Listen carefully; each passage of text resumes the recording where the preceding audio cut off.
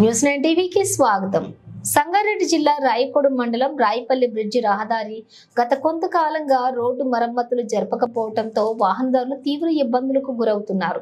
గత కొంతకాలంగా రోడ్డు పనుల నిమిత్తం మరమ్మతులు జరపకపోవడంతో అందులో వర్షాకాలం నందున ద్విచక్ర వాహనంపై వెళ్లే ప్రజలు రోడ్డు అదుపు తప్పి పడిపోతున్నారు.